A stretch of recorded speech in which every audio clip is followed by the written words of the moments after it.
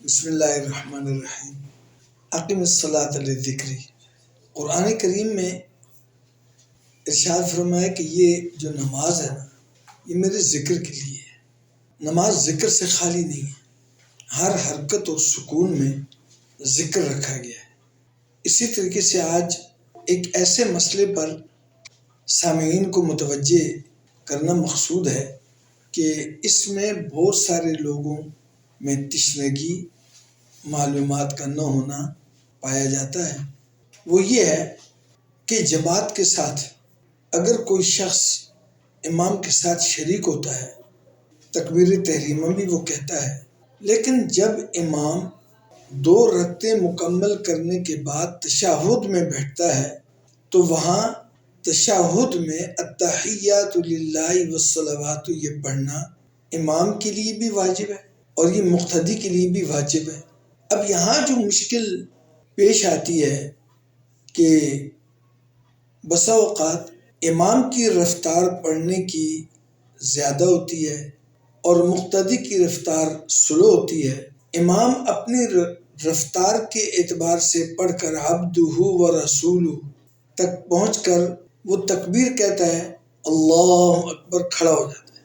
اور جو مقتدی ہیں ان میں سے بعض ایسے بھی ہوتے ہیں کہ جو امام کی رفتار سے ان کی رفتار سلو ہوتی ہے، سست ہوتی ہے، اور وہ اتحیات ابھی مکمل نہیں کر پا رہے ہوتے۔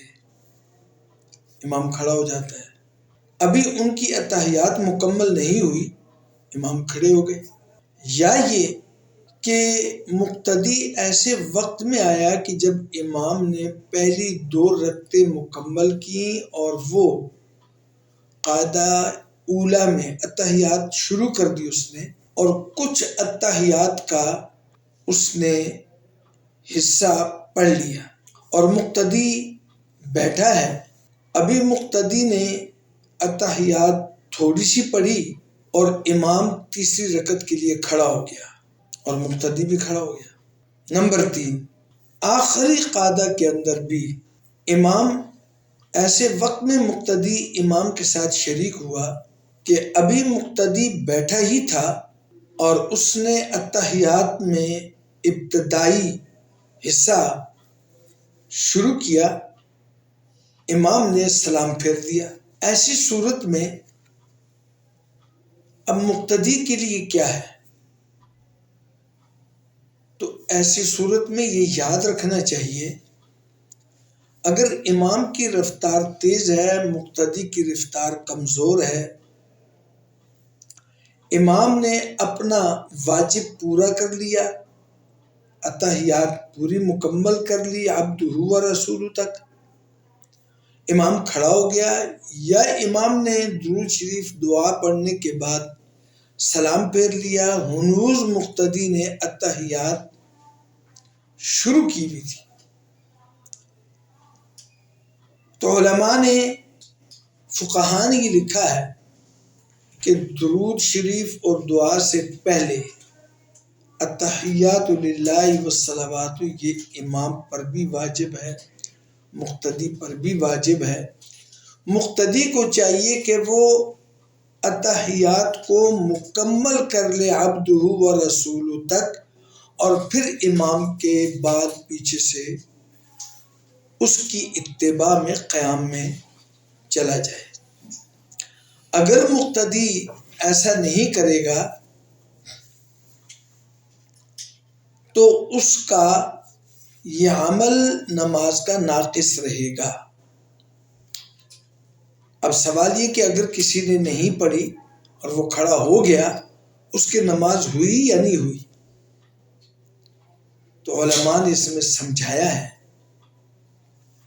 کہ بہتر، لفظ بہتر اور صحیح یہ ہے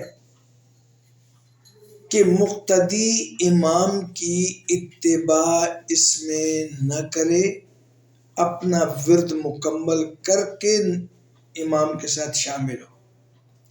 اگرچہ امام تیسری رکعت میں کھڑا ہونے کے بعد رکوع کی طرف ہی کیوں نہ آ جائے، یہ مقتدی عبدہ و رسولہ پڑھ کر پھر کھڑا ہو. کیوں کہ یہاں دو واجب جمع ہو گئے. امام کی اتباع بھی واجب ہے اور اتحیات پڑھنا بھی واجب ہے. اب ان دو واجبوں میں ہم کسی ایک واجب کو ترک کر کے دوسرے واجب کو ادا کرنا یہ تو بہتر نہیں ہے.